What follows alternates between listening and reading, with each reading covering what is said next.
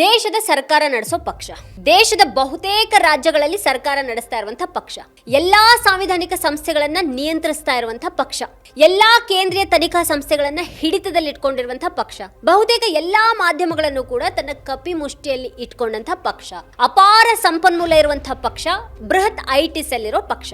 ಇವೆಲ್ಲಾನು ಆಗಿರುವಂತಹ ಬಿಜೆಪಿನ ಎದುರಿಸೋದು ವಿಪಕ್ಷ ನಾಯಕ ರಾಹುಲ್ ಗಾಂಧಿ ಅವರಿಗೆ ಅಸಾಧ್ಯ ಏನಲ್ಲ.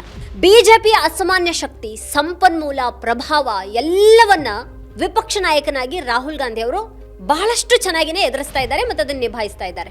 ಎಲ್ಲಿವರೆಗೆ ಅಂತ ಅಂದ್ರೆ ರಾಹುಲ್ ಗಾಂಧಿ ಒಬ್ಬ ಮಾತಾಡಿದ್ರೆ ಬಿಜೆಪಿ ಅಷ್ಟು ಶಕ್ತಿಗಳು ನಡುಗುತ್ತವೆ, ಉತ್ತರಿಸೋದಕ್ಕೆ ಹೆಣಗಾಡ್ತವೆ, ಉತ್ತರ ಇಲ್ಲದೆ ತಲೆ ತಗ್ಸ್ಕೊಳ್ತವೆ.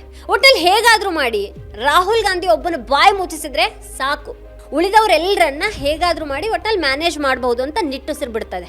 ಆದ್ರೆ ರಾಹುಲ್ ಗಾಂಧಿ ಅವರಿಗೆ ಎದುರಿಸೋದಿಕ್ಕೆ ಅತ್ಯಂತ ಕಷ್ಟವಾಗಿರೋದು ತನ್ನ ಜೊತೆಗೇ ಇದ್ದೀವಿ ಅಂತ ಹೇಳ್ಕೊಳ್ಳುವಂಥ ಇತರ ವಿಪಕ್ಷ ನಾಯಕರು ಮತ್ತೆ ಕಾಂಗ್ರೆಸ್ ಒಳಗೇನೆ ಇರುವಂತಹ ಕೆಲವು ನಾಯಕರು. ಅಂಥ ಒಬ್ಬ ನಾಯಕ ಅಂತ ಅಂದ್ರೆ ಶರದ್ ಪವಾರ್. ಹೇಳ್ಕೊಳ್ಳೋದಿಕ್ಕೆ ಇವರು ವಿಪಕ್ಷದ ನಾಯಕ, ಇಂಡಿಯಾ ಒಕ್ಕೂಟದ ಭಾಗ. ಆದ್ರೆ ಇವ್ರು ಯಾವಾಗ ಅದು ಮೋದಿ ಭಕ್ತರಾಗ್ತಾರೆ ಅಂತ ಊಹೆ ಮಾಡೋದೇ ಕಷ್ಟ ನೋಡಿ.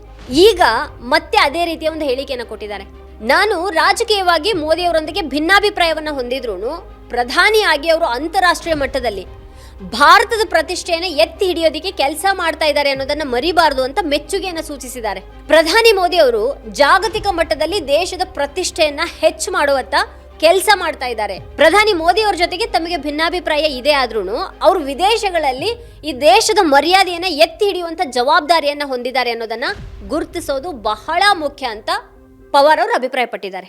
ಇಲ್ಲಿ ದೇಶದ ಜನ ಬೆಲೆ ಏರಿಕೆಯಿಂದ, ಇಂಧನ ಕೊರತೆಯಿಂದ, ನಿರುದ್ಯೋಗದಿಂದ ಕಂಗೆಟ್ಟು ಹೋಗಿದ್ದಾರೆ. ಹಾಗಿರುವಾಗ ಇಟಲಿಗೆ ಹೋಗಿರುವಂತಹ ಪ್ರಧಾನಿ ಅಲ್ಲಿನ ಪ್ರಧಾನಿಗೆ ಚಾಕ್ಲೇಟ್ ಅನ್ನ ಕೊಟ್ಬಿಟ್ಟು ರೀಲ್ಸ್ ಮಾಡ್ತಾ ಇದ್ದಾರೆ.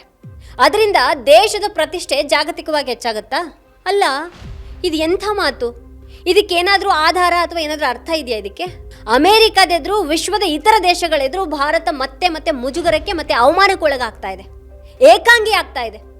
ವಿದೇಶಾಂಗ ನೀತಿಯ ಬಗ್ಗೆ ತೀವ್ರ ಟೀಕೆಗಳು ಕೇಳಿ ಬರ್ತಾ ಇದೆ. ಅಂಥ ಪರಿಸ್ಥಿತಿಯಲ್ಲಿ ಈ ಶರದ್ ಪವಾರ್ ಇಂಥ ಹೇಳಿಕೆಯನ್ನ ಕೊಟ್ರೆ ಇದಕ್ಕೇನಾದ್ರೂ ಅರ್ಥ ಇದೆಯಾ? ಈ ಶರದ್ ಪವಾರ್ ಕಾಂಗ್ರೆಸ್ನೊಳಗೆ ಬಂಡಾಯವನ್ನ ಸೃಷ್ಟಿ ಮಾಡಿ ಹೊರಗೋದವರು, ಭ್ರಷ್ಟಾತಿ ಭ್ರಷ್ಟ ಅನ್ನುವಂಥ ಒಂದು ಹಣೆಪಟ್ಟಿ ಇರೋರು, ಅಧಿಕಾರಕ್ಕಾಗಿ ಏನ್ ಬೇಕಾದ್ರೂ ಮಾಡೋರು ಅನ್ನೋಂಥ ಒಂದು ಕುಖ್ಯಾತಿ ಇರೋರು ಇವರು. ತಮ್ಮ ಪಕ್ಷವನ್ನ ತಾವೇ ಒಡೆದು ನಾಟಕ ಮಾಡಿದವರು ಅನ್ನುವಂಥ ಒಂದು ಕೀರ್ತಿ ಕೂಡ ಇವರಿಗಿದೆ. ಅಧಿಕಾರದಲ್ಲಿದ್ದಾಗ ಜನವಿರೋಧಿ ನೀತಿಗಳನ್ನೇ ಜಾರಿ ಮಾಡಿ ಕಾರ್ಪೊರೇಟ್ಗಳಿಗೆ ಸಹಾಯ ಮಾಡಿದವರು ಈ ಶರದ್ ಪವಾರ್. ಇಂಥವ್ರನ್ನೆಲ್ಲ ನಂಬಿಕೊಂಡು ವಿಪಕ್ಷ ಒಕ್ಕೂಟ ಯಶಸ್ವಿ ಆಗೋದಿಕ್ಕೆ ಸಾಧ್ಯ ಇದೆಯಾ? ರಾಹುಲ್ ಗಾಂಧಿ ಅವರು ಮೊದಲು ಇಂಥವ್ರನ್ನೆಲ್ಲ ಇಂಡಿಯಾ ಒಕ್ಕೂಟದಿಂದ ಹೊರದಬ್ಬುವಂತ ಕೆಲಸ ಮಾಡಬೇಕಾಗಿದೆ. ಹೆಸರಿಗೆ, ಲೆಕ್ಕಕ್ಕೆ ಇಂಥ ಘಟಾನುಘಟಿ ನಾಯಕರು ಅದು ಎಷ್ಟೇ ಇದ್ರೂ ಕೊನೆಗೆ ಅವರು ವಿಪಕ್ಷಕ್ಕೇನೆ ಮುಳ್ಳಾಗ್ತಾರೆ. ಬಿಜೆಪಿ ಎದುರು ಹೋರಾಡೋ ಮೊದಲು ರಾಹುಲ್ ಗಾಂಧಿ ಅವರು ಮೊದಲು ಇಂಥವ್ರ ವಿರುದ್ಧ ಒಂದು ಹೋರಾಟವನ್ನ ರೂಪಿಸೋದು ಈಗ ಬಹಳ ಅನಿವಾರ್ಯ ಆಗಿದೆ. ವೀಕ್ಷಕರೇ, ಈ ಕುರಿತು ನಿಮ್ಗೇನು ಅನ್ಸುತ್ತೆ, ಏನು ಅಭಿಪ್ರಾಯ ಇದೆ ಅದನ್ನು ವಿಡಿಯೋ ಕೆಳಗಡೆ ಕಮೆಂಟ್ ಮಾಡಿ ನಮಗೆ ತಿಳಿಸಿ. ನೀವಿನ್ನು ವಾರ್ತಾಭಾರತಿ ಚಾನೆಲನ್ನು ಸಬ್ಸ್ಕ್ರೈಬ್ ಮಾಡಿಲ್ಲ ಅಂತ ಅಂದರೆ ಈ ಕೂಡಲೇ ಸಬ್ಸ್ಕ್ರೈಬ್ ಮಾಡಿ, ಹಾಗೆ ಪಕ್ಕದಲ್ಲೇ ಇರುವಂಥ ಬೆಲ್ ಐಕಾನ್ನ ಪ್ರೆಸ್ ಮಾಡಿ ನಮ್ಮನ್ನು ಪ್ರೋತ್ಸಾಹಿಸಿ. ನಮ್ಮ ಕಾರ್ಯಕ್ರಮಗಳನ್ನು ನೀವು ನೋಡ್ತಾ ಇದ್ರೆ ನಮ್ಮ ಚಾನೆಲ್ ಅನ್ನ ಸಬ್ಸ್ಕ್ರೈಬ್ ಮಾಡಿ, ಪಕ್ಕದ ಬೆಲ್ ಐಕಾನ್ ಒತ್ತಿ ನಮ್ಮನ್ನ ಬೆಂಬಲಿಸಿ. ಹಾಗೆ ನಮ್ಮ ಕಾರ್ಯಕ್ರಮಗಳನ್ನ ಲೈಕ್ ಮಾಡಿ, ಕಮೆಂಟ್ ಮಾಡಿ, ಅದನ್ನ ಬೇರೆಯವರಿಗೂ ವಾಟ್ಸ್ಆಪ್ ಮೂಲಕ ಶೇರ್ ಮಾಡಿ. ನೀವು ಹೀಗೆ ಮಾಡಿದಾಗ ನಮ್ಮ ಚಾನೆಲ್ ಇನ್ನಷ್ಟು ಮತ್ತಷ್ಟು ಜನರಿಗೆ ತಲುಪಲು ನೀವು ನಮ್ಮೊಂದಿಗೆ ಸಹಕರಿಸಿದ ಹಾಗಾಗುತ್ತೆ. ಇದು ನೀವು ಯಾವುದೇ ಖರ್ಚಿಲ್ಲದೆ ಕೆಲವೇ ಸೆಕೆಂಡುಗಳಲ್ಲಿ ನೀಡಬಹುದಾದ ಸಹಕಾರ. ಧನ್ಯವಾದಗಳು.